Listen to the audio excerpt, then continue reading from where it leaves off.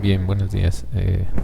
Vamos a comenzar con la sesión del sábado 26 de junio para la materia de estadística aplicada a la investigación educativa. Eh, la sesión pasada, la que hicimos entre semana, nos quedó algunos conceptos ahí en pendientes, y vamos a ir trabajando cada uno de ellos para poder comenzar a desarrollar cierto análisis numérico, pero ya a partir de el conocimiento que tengamos de estos. Vamos a atender los conceptos de población, muestra, elemento, observación, variable, parámetro y estadístico. Bien, comencemos. Vamos a entender a nosotros a la población como un conjunto de observaciones o datos obtenidos de una medición o conteo. Es importante que entendamos que en la población, para el lenguaje estadístico, no vamos a estar hablando de gentes únicamente.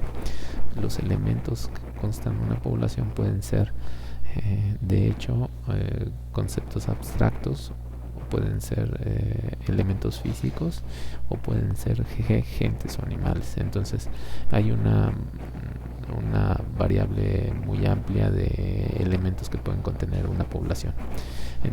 Me gustaría que ustedes se basaran más en el concepto de conjunto para poder entenderlo esto, ¿no? Yo puedo estar hablando que la población es una serie de números. La población puede ser la estatura de las personas, puede ser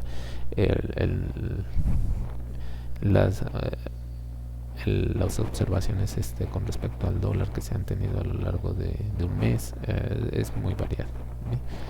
Bien, cuando nosotros vamos a hacer análisis numérico, regularmente las poblaciones tienden a ser extensas, porque entre más extensa sea la población, nosotros vamos a tener mayor certidumbre de los datos que estamos obteniendo. Bajo esta circunstancia, yo les comentaba la sesión pasada que los análisis estadísticos tienen dos problemáticas principales. Una es el tiempo y otra es el dinero. Cuando nosotros tenemos poblaciones muy extensas, como podríamos decir, imagínense el desarrollo del censo poblacional de México, pues estamos hablando de una cantidad que requeriría quizás no sé, muchos meses o años para poder llevarla a cabo. Bajo esta circunstancia, lo que se busca es tratar de hacer muestras representativas. ¿Qué es una muestra? Es de la población tomar un subconjunto de esta y hacer los análisis estadísticos que se requieren en este subconjunto. Este subconjunto debe tener ciertas características. De primera entrada debe ser representativo. ¿A qué me refiero con representativo? Que las cualidades o características que tiene la población no se pierdan al momento de seccionarla y tomar una pequeña muestra. Deben de tener las características similares. En este sentido, a eso se le conoce como representatividad. Los elementos son todos el grupo de entes, personas, cosas, números que se están tomando en el estudio, y que van a constituir ya en grupo el concepto de población. Entonces, bajo esta circunstancia, pues vamos a conocerlo como unidad elemental o como elemento, ¿sí? Es lo mismo. Para el caso de observación, es cuando yo voy a hacer de un elemento, voy a determinar ciertas características. La observación va a ser el registro que yo tenga de ver esas características, ¿sí? Entonces yo estoy haciendo un registro de apreciar la característica de un elemento.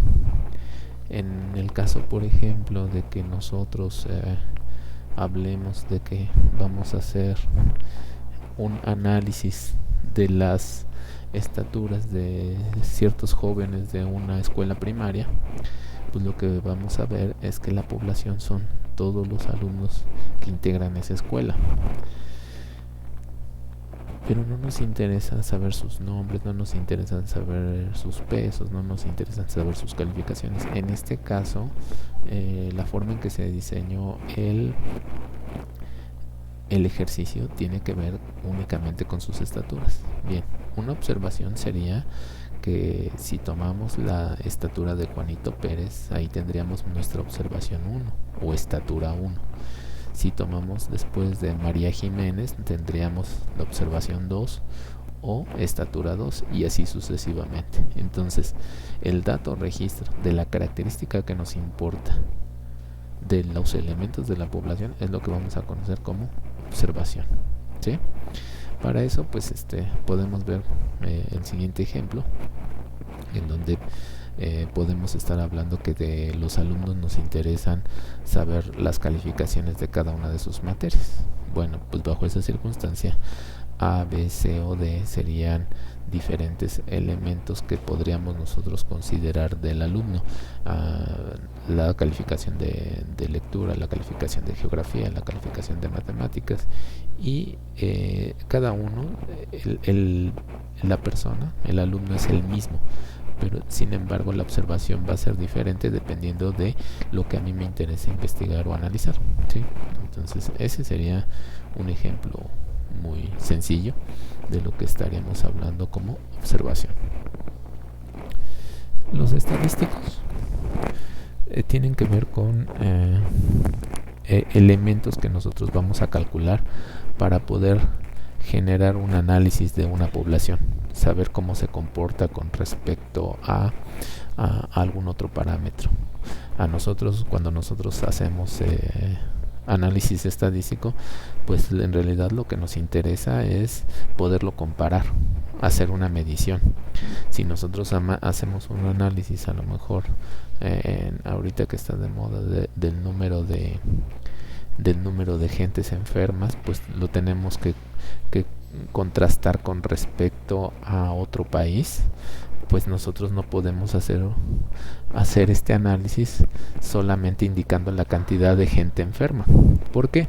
Porque las poblaciones son diferentes en cuestión de tamaños y por lo tanto no sería justo, no sería cierto el hecho de comparar de quién tiene más o menos. Tendríamos que sacar ciertos valores que se puedan comparar, pero para esto pues deben de tener la misma escala y la misma gradualidad.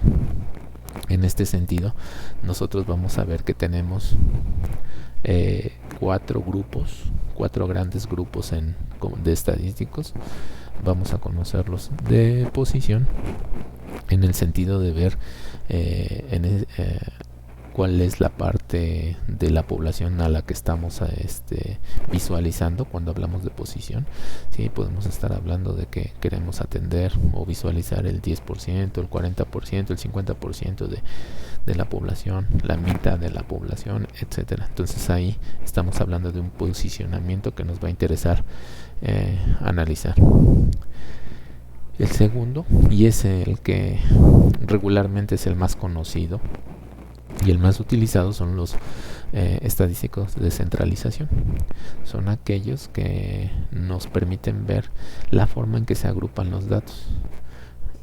Nos permiten ver cuál es el punto central de esos datos, cuál es el grupo más representativo de esos datos, y con ello poder hacer comparaciones, como les había dicho anteriormente. Entonces tenemos en este sentido lo que se conoce como media, mediana y moda. Son tres aspectos que vamos a ver a lo largo del semestre. Después ya lo estaremos calculando. Posteriormente vamos a tener los que tienen que ver con la dispersión. Si nosotros vemos las gráficas de las poblaciones, regularmente vamos a ver que tienen ciertos comportamientos muy característicos. Algunos los conocemos como campana de Jordan, de Gauss Jordan, pero sin embargo no es la única. La curva normal también la conocemos así. No son las únicas, pero son las más conocidas. Sin embargo, esto nos permite ver que una vez que sacamos los estadísticos de centralización, podemos ver qué tanto se va dispersando, o sea, qué tanto se van alejando los valores extremos a este punto medio. cuando las poblaciones son muy cerradas, cuando las poblaciones son muy parecidas, las dispersiones son muy pequeñas, porque los puntos no tienden a irse tan lejos. Pero cuando las dispersiones son muy altas, quiere decir que los valores que estamos encontrando no son muy parecidos. En el caso, por ejemplo, de análisis de riesgo, como pueden ser, no sé, los análisis que se hacen en los bancos, en las casas de bolsa para las inversiones, los aspectos de dispersión son muy importantes porque nos permiten visualizar la probabilidad de que perdamos o ganamos dinero, y para eso requerimos que no haya una dispersión. Cuando los datos son muy variados, pues yo no puedo asegurar que va a pasar algo, pero cuando los datos son muy cerrados, o sea, con poca dispersión, pues es más probable que tengamos éxito en lo que estamos definiendo. Y por último, los aspectos de forma.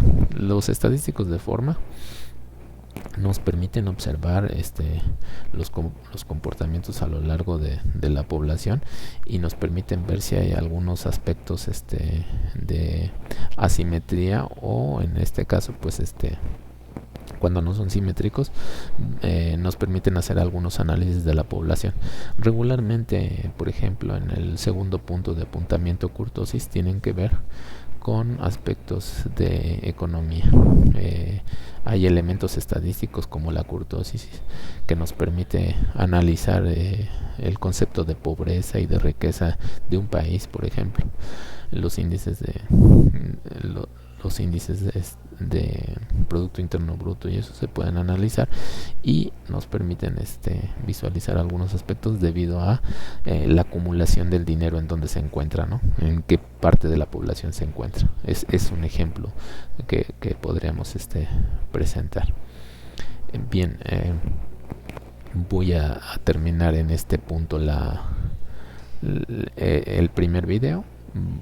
Voy a estar generando videos de a lo más 10 minutos porque hemos tenido problemas para hacer subir estos videos a YouTube debido a la conexión. Entonces esperen otros más que se estarán presentando. Sin embargo, estos son los temas que estaremos tratando junto con los respectivos ejemplos el día de hoy para el sábado 26 de junio. Bien, seguimos en contacto. Que tengan bonito día.